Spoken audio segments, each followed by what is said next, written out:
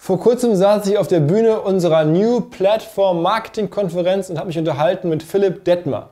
Philipp betreibt den zweitgrößten deutschen YouTube-Kanal, der heißt Kurz gesagt oder auf Englisch In a Nutshell und macht wissenschaftliche Erklärvideos. Danach musste ich an einen Artikel denken, den wir auf der omr.com-Seite vor einigen Jahren mal geschrieben haben. Es ging unter anderem um die Firma Mediakraft, den damaligen Champion der sogenannten Multi-Channel Networks, der MCNs, also der Vermarkter von YouTube-Stars. Heute, mit einigen Jahren Verzögerung, kann man sagen, diese große Wette ist verloren gegangen. Die 50 Millionen $, die zum Beispiel in Mediakraft investiert wurden, die werden ganz sicher nie wiederkommen. Warum? Die Stars sind mittlerweile überwiegend verschwunden, angefangen mit Unge, LeFloid, Apecrime oder zuletzt den Lochis. Der Co-Gründer Christoph Krachten kümmert sich auch um andere Projekte und sogar ein Teil des Managements ist mittlerweile schon wieder weitergezogen. Die restliche Firma wurde zuletzt von der Gamigo AG übernommen. Aber man muss ganz klar sagen, damit sind die Investoren und Macher von Mediakraft überhaupt gar nicht alleine. Walt Disney kaufte 2014 Maker Studios für $500 Millionen.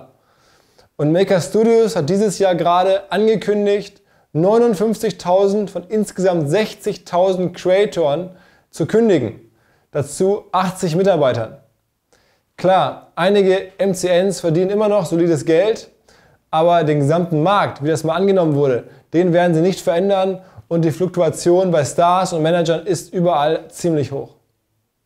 Parallel zu den ganzen MCN-Entwicklungen bringt noch ein anderes Thema die YouTube-Welt seit einigen Monaten durcheinander, und zwar Änderungen bei YouTube selber. Es geht darum, den Algorithmus offensichtlich so zu verändern, dass eine größere Brand Safety gewährleistet ist, und das kostet sehr viele YouTuber erhebliche Views, erhebliche Abos und am Ende natürlich auch Anzeigenumsätze. Am Ende sorgt all das dafür, dass sich YouTuber und auch andere Creator aktuell verstärkt nach neuen Plattformen und damit nach neuen Erlösströmen umschauen müssen. Eine Company in dem Zusammenhang, die neue Erlösströme verspricht, die finde ich so geil, ich sage ganz ehrlich, am liebsten hätte ich sie selber gegründet. Die Firma heißt Patreon. Patreon wurde 2013 gegründet und bringt Inhalteentwickler, Creator und deren Nutzer oder sogar Fans direkt zusammen. So if you're a professional creator, start a page and give your fans the opportunity to become patrons. It could help you do the best work of your life. Man bekommt über Patreon quasi Abonnenten, und zwar solche, die durchschnittlich im Monat 12 € bereit sind zu bezahlen. Das ist mehr, als man vergleichbar bei Spotify oder Netflix im Monat bezahlen müsste für Inhalte.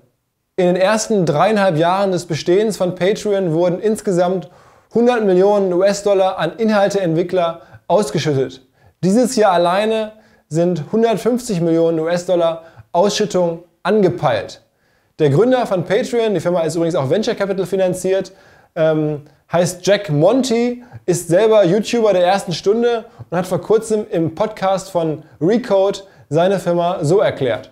What the fuck? Like, I'm getting literally 1 million views per month, and I making a couple $100. Open up my YouTube dashboard. It's like, you're getting paid $166 this month, and I'm like, fuck this. That sucks. There are benefits that you get to being a member, and you also just want to support the arts. It's both of those things. That's what makes Patreon unique. That's why it's not a fan club. Der größte deutsche Inhaltemacher und auch international einer der erfolgreichsten auf der Patreon-Plattform ist, na, wer ist es wohl? Korrekt, Philipp Dettmer von Kurz gesagt. Der schafft es aktuell mit seinen animierten Erklärvideos 9.300 Unterstützer zu mobilisieren, die ihm pro Monat 35.000 US$ zur Verfügung stellen. Auf unserer Konferenz in dem Bühnengespräch mit mir hat er dazu Folgendes genauer erklärt. Also ihr finanziert euch nicht durch YouTube-Anzeigen, ihr vermarktet auch euren Kanal nicht klassisch, dass da irgendwelche Previews oder Pre-Rolls oder Mid-Rolls sind, das gibt's gar nicht. Oh doch, das gibt's schon, aber das ist also Mid-Rolls nicht, aber wir haben schon YouTube-Werbung aktiviert, aber das ist kein relevanter Teil unseres Einkommens. Die Plattform gibt es seit 2014, wir haben Mitte 2014 damit angefangen. Ist langsam, aber kontinuierlich gewachsen. Und ohne Patreon hätten wir auch nicht so groß werden können. Ein ganz ähnliches Modell wie Patreon gibt es auch in Deutschland, erst seit kurzem, 2017 gegründet. Die Firma heißt Steady. Hier kann man ebenfalls monatlich Künstler, Journalisten oder Podcaster abonnieren und damit unterstützen.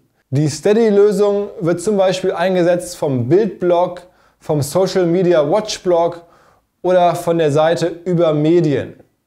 Was lernen wir daraus? Es gibt einen neuen, ganz wichtigen Erlösstrom neben Werbung, und zwar freiwillige Unterstützer. In dem Zusammenhang ist Reichweite gar nicht mehr so wichtig. Es geht jetzt darum, echt geile Inhalte zu machen, für die Leute bereit sind, freiwillig zu bezahlen. Und falls ihr jetzt Bock habt, mal zu schauen, was es bei Patreon alles so gibt oder wen man unterstützen könnte, haben wir hier unsere 3 favorisierten Inhalte für euch. Erstens, natürlich kurz gesagt, und Philipp. Zweitens, den Basketball-Podcast von André Vogt, höre ich extrem gerne. God Next heißt der. Ist einfach echt cool. Auch der macht sehr viel bei Patreon. Und drittens, Wait But Why. Der Gründer Tim Urban, einer der spannendsten Inhaltemacher, würde ich mal sagen, generell aktuell im Web, mit Wait But Why und vielleicht auch sogar bei uns demnächst auf der großen Bühne. Wer von euch kennt Patreon noch nicht? Wer kannte es schon? Wer kennt irgendwen Geiles, Unterstützenswertes auf Patreon? Wir freuen uns über eure Anregungen und alle weiteren Feedbacks ihr in den Kommentaren. Für alle die unseren Kanal noch nicht abonniert haben oder sogar zum allerersten Mal hier sind, dieses Format hier, das OMR Briefing, kommt alle 2 Wochen neu. Unsere Themen sind immer Trends, Entwicklungen und Einordnung aus der digitalen Marketingbranche. Außerdem gibt es hier auf dem Kanal natürlich unsere Speaker-Auftritte von Casey Neistat, Gary Vaynerchuk oder Scott Galloway irgendwo bei OMR. Also abonnieren, nichts mehr verpassen und euer Marketing-Know-how erweitern.